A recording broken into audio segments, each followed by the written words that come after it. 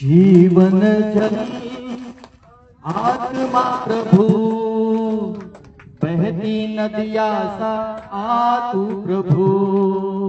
कल से गाएंगे। जीवन जल आत्मा प्रभु, बहती नदिया सा आ तू प्रभु। आ प्रभु सद्गुरु, आ प्रभु सद्गुरु, बहती नदिया जैसा, बहती नदिया जैसा, बहती नदिया जैसा, बहती नदिया जैसा। थोड़ा डूब काफी नहीं, ज्यादा डूब काफी नहीं। बोलो थोड़ा डूब काफी नहीं, ज्यादा डूब काफी नहीं। पूरा पूरा डूबना है, पूरा पूरा डूबना है। डूब डूब मगन होना है, डूब डूब मगन होना है, डूब डूब मगन होना है। पवित्र आत्मा, मी सर्वजण तुला धन्यवाद करतो।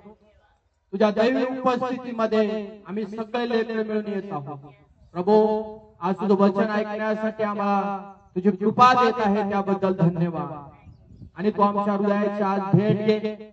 आज 50वा दिवस आहे, हा सेलिब्रेशन सण आम्ही साजरा करत आहोत प्रभू।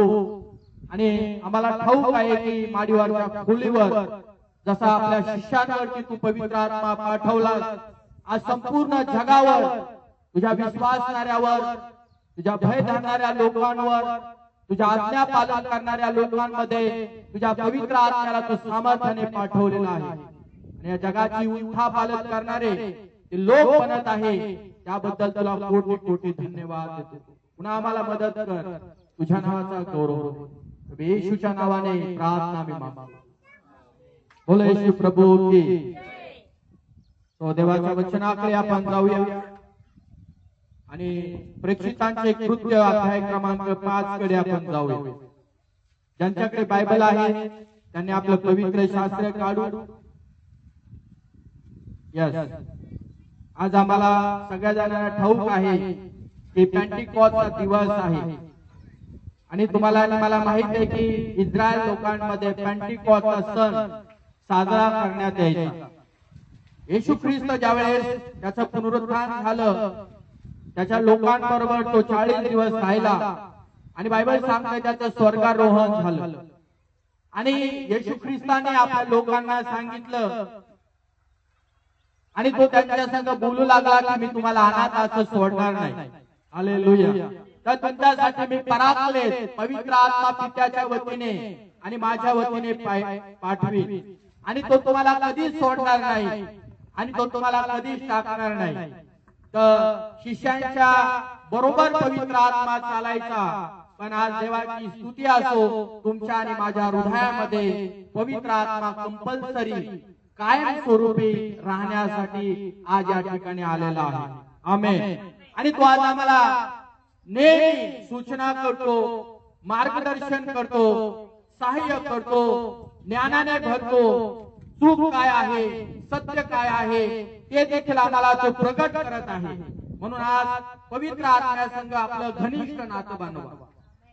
आज पवित्र आत्म्याचा आपण मान करणारे लोक आहोत, कारण बायबल सांगते त्रैक परमेश्वरातला तो एक परमेश्वर आहे। जसं पिता परमेश्वर, पुत्र परमेश्वर आणि पवित्र आत्मा देखील परमेश्वर। तुमचा आणि माझा निर्माण करणारा देव हा एकच आहे, परंतु त्याचं काम 3 प्रकारे पवित्र शास्त्रात तुम्हाला आणि मला बघायला मिळतं। तर आज आपण पाहूया पवित्र आत्मा कोण आहे। शेजाऱ्याला सांगा, पवित्र आत्मा कोण आहे? पवित्र आत्मा कोण आहे हे आज आम्हाला शिकायचं आहे। हा, चला 5वा अध्याय आणि वचन क्रमांक 3 आपण वाचूया। 3 आणि 4 वचन। तेव्हा पेत्र म्हणाला, अनन्या तू पवित्र आत्म्याशी लबाडी करावी किंवा खोटं बोलावं आणि जमिनीच्या किमतीतून काही ठेवून घ्यावे, सैतानाने तुझे मन का भरविले आहे? ती होती तोपर्यंत तुझी स्वतःची, विकल्यावर तुझ्या स्वाधीन नव्हती काय? असं करण्याचं तू आपल्या मनात का आणलेस? तू मनुष्याची नव्हे तर कोणाशी लबाडी केली आहे? म्हणा, देवाशी लबाडी केलेली आहे. तुम्ही आणि मी आज पवित्र आत्म्याविषयी ऐकत आहोत की पवित्र आत्मा कोण आहे. तर तुम्हाला आणि मला माहित आहे की या ठिकाणी देवाचा सेवक पेत्र आहे आणि देवाने त्याची निवड केलेली आहे सेवा कार्य करण्यासाठी. त्या काळामध्ये तो मंडळीला शिकवत होता, मंडळीला मार्गदर्शन करत होता, मंडळीला नेहमी सल्ला आणि मसलत देणारा देवाच्या आत्म्याच्या द्वारे निवडलेला पात्र होता. आणि तुम्ही आणि मी त्या काळामध्ये वाचतो की लोक काय करायचे, आपल्या जमिनी विकायचे आणि देवाच्या कामासाठी ते मदत करायचे. कोणाला जबरदस्ती नव्हती, कोणाला फोर्स त्या ठिकाणी केलेला नव्हता, परंतु परमेश्वर लोकांच्या हृदयामध्ये ओझं घालायचा, पवित्र आत्मा लोकांच्या हृदयामध्ये ओझं घालायचा आणि देवाचं काम वाढावं, देवाची सेवा कार्य वाढावे. अनेक लोकांना तारणारा प्रभू कोण आहे, मुक्तीदाता देव कोण आहे, पापातून मोक्ष देणारा देव कोण आहे, हे कळण्यासाठी देव त्या काळामध्ये देवाच्या लोकांचा उपयोग करू लागला. पहिल्या मंडळीमध्ये तुम्ही आणि मी पाहतो की अनेक लोक त्या मंडळीमधून आपली जमीन असायची, मालमत्ता असायची, प्रॉपर्टी असायची, ते विकून टाकायचे. आणि असं लिहिलं आहे की त्यांचा जो पैसा आहे तो देवाच्या सेवकांच्या पायाजवळ आणून ठेवायचे. कुणी त्या काळात त्यांना हिसाब विचारला नाही, कुणी त्यांना विचारलं नाही तुम्ही ह्या पैशाचं काय करता, कुणी त्यांना असा प्रश्न देखील केलेला नाही. येशू प्रभू की. पण पवित्र शास्त्रामध्ये लिहिलं आहे की या ठिकाणी दोन जोडपं सांगितलेलं आहे, एकाचं नाव हनन्या आहे आणि एकाचं नाव सप्फीरा आहे. या जोडप्याकडे किंवा पती पत्नीच्या जीवनाकडे जर तुम्ही आणि जरी पाहिलं तर तुमच्या आणि माझ्या लक्षात येतं की ह्या लोकांनी लबाडी केलेली आहे किंवा खोटं बोललेले आहे. पेत्राने कधीच त्यांना सांगितलं नव्हतं की तुमची जमीन तुम्ही विकून टाका आणि तुमच्या जमिनीतला काही पैसा देवाच्या सेवा कार्यासाठी माझ्या चरणाजवळ आणून द्या. ते स्वतःच्या मनाने, कारण का त्या काळामध्ये स्वतःला प्रसिद्धी पाहिजे होती. बघा, नकली सहभागिता, आपलं नाव उंच होण्यासाठी, आपली प्रसिद्धी होण्यासाठी किंवा मंडळीच्या लोकांना कळावं की मी देवाच्या कामासाठी ही मदत केलेली आहे, असं स्वतःचं नाव उंच करण्यासाठी या ठिकाणी त्यांनी जमीन विकली. आणि असं लिहिलंय, अर्धा पैसा त्यांनी पाठीमागे ठेवला. हालेलुया.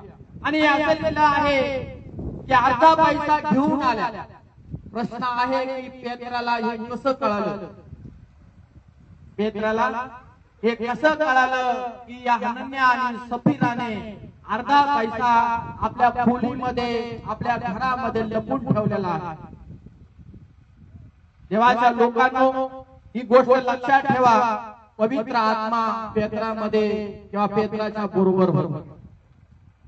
पेत्राला चालवणारा, पेत्राला मार्गदर्शन करणारा, पेत्राला शिकवणारा, पेत्राला मदत करणारा हा पवित्र आत्मा होता.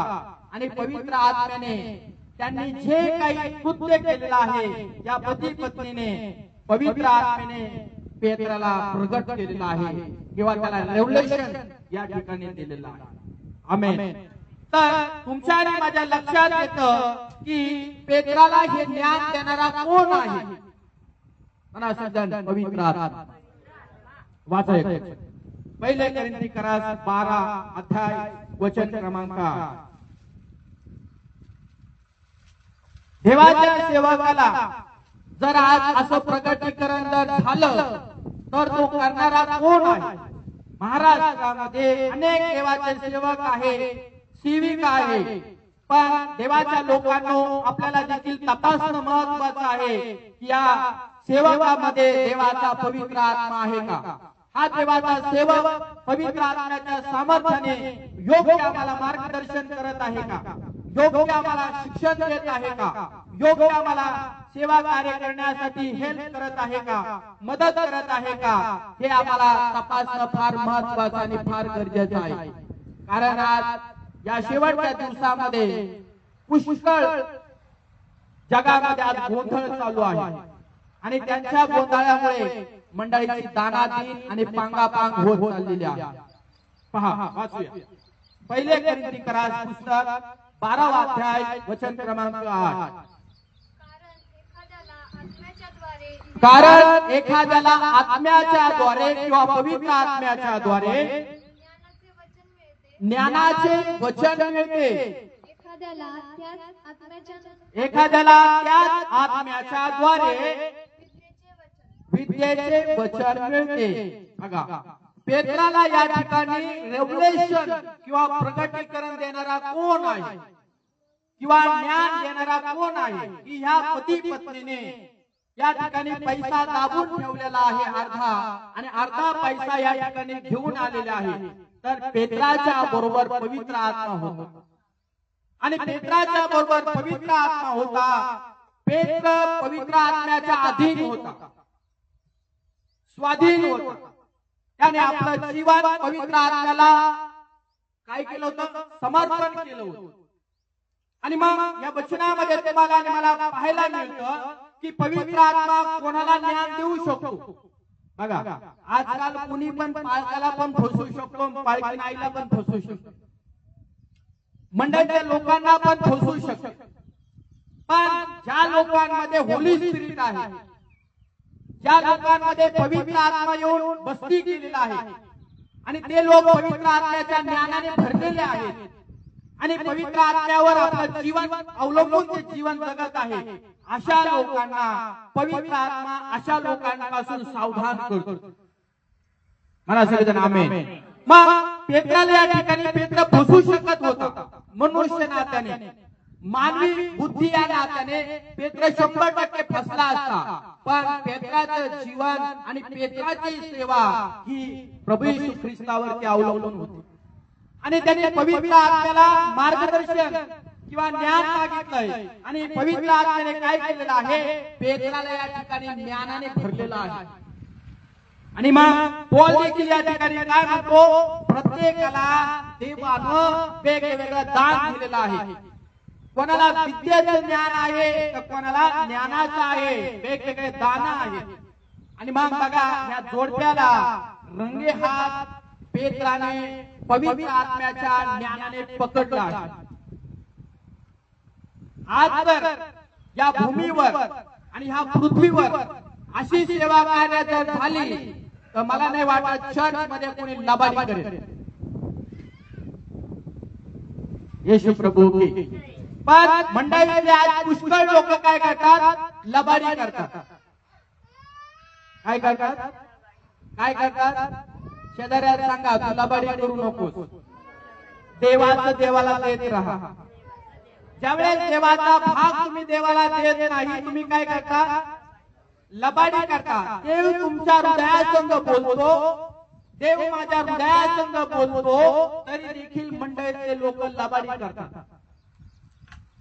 येशू प्रभू की. तर आपली ही लबाडी बंद होणं गरजेचं आहे. कारण पवित्र आत्मा वचनाच्या द्वारे बोलतो, पवित्र आत्मा देवाच्या सेवकाच्या द्वारे देखील तुम्हाला आणि मला बोलणार आहे. आणि त्यावेळेस देवाचा शब्द तुमच्या आणि माझ्या कानावरती पडतो, हृदयामध्ये तुम्ही आणि घेतो, त्यावेळेस तुमच्या आणि माझ्या अंतःकरणाला टोचणी लागते. काय लागते? काय लागते? टोचणी लागते. बघा, पेत्राला ज्यावेळेस देवाने ज्ञान दिलं त्यावेळेस असं लिहिलेलं आहे की देवाच्या वचनात तुम्ही आम्ही पाहतो की पेत्राला पैशाची गरज नव्हती. आज सेवा कार्य करण्यासाठी पैसा लागतो. त्या काळात स्वतःहून लोक देवाच्या सेवा कार्यासाठी पैसा आणून द्यायचे. येशू मसीह आणि जमीन विकण्याची पेत्राने त्यांना ऑर्डर केली नव्हती. तरी देखील ह्या जोडप्याने बायबल सांगते जमीन विकली आणि अर्धा पैसा काय टाकलेला आहे, पाठीमागे टाकलेला. देवाच्या लोकांनो नेहमी लक्षात ठेवा, पवित्र आत्मा तुम्ही जर त्याचा मान करणारे लोक जर झाले तरच तो तुमचा मान करणार होईल. तुम्ही त्याचा सन्मान करणारे झाले तरच तो तुमचा सन्मान करणार होईल. तुम्ही त्याचा आदर करणारे झाले किंवा रिस्पेक्ट करणारे झाले तर पवित्र आत्मा तुमचा आणि माझा रिस्पेक्ट करेल. तुम्ही जर देवाच्या कामासाठी स्वतःहून देणारे जर झाले तर पवित्र आत्मा देखील तुम्हाला देणारा होईल. तुम्ही जर देवाकडे ज्ञान मागणारे जर झाले तर पवित्र आत्मा तुम्हाला ज्ञान देणारा होईल. पण तुम्ही आम्ही मागितलं पाहिजे. येशू मसीह म्हणून देवाच्या वचनामध्ये तुम्हाला मला या ठिकाणी बघायला मिळतं. आणि यांनी काय केलेलं आहे, जमीन विकली आणि अर्धा पैसा पाठीमागे ठेवला. त्यांना वाटलं पेत्राला काही कळणार नाही, आमच्या पास्टरना काही समजणार नाही. म्हणजे ते काय करत होते, लबाडी. आजही आपल्या जीवनात हे तपासा. आपण काम करतो, आपण व्यवसाय करतो, आपण जे काही करत आहे ते करत असतो, पण देवाचा भाग देवाला देतात. देवाचा दशांश देवाच्या राज्याच्या वाढीसाठी देवाच्या सेवा कार्यासाठी तुम्ही देत आहात. ते पण तुम्हाला द्यायचं आहे तो उदार मनाने द्यायचं आहे, मोकळ्या मनाने द्यायचं आहे ना. कुणी बळजबरी करणार नाही, तुम्हाला कुणी फोर्स करणार नाही. तर सो खुशीने तुम्ही आणि देवाच्या राज्यासाठी दिलं पाहिजे. त्यावेळेस सो खुशीने स्व आनंदाने तुम्ही आणि देवाच्या सेवेसाठी देतो, देवाच्या कामासाठी देतो, देवाच्या राज्याच्या वाढीसाठी देतो. त्यावेळेस पवित्र आत्मा तुमच्यासाठी माझ्यासाठी पुढे येतो आणि तो म्हणतो शब्बास माझ्या मुली, तू माझा मान केला. कारण आज वाणी तुम्ही ऐकत आहात ती पवित्र आत्म्याची आहे. संपूर्ण जगामध्ये, संपूर्ण विश्वामध्ये आज जर मंडळीमध्ये कोणी काम करणारा आहे तर तो पवित्र आत्मा आहे. कोण आहे मला सांगा, पवित्र आत्मा आहे.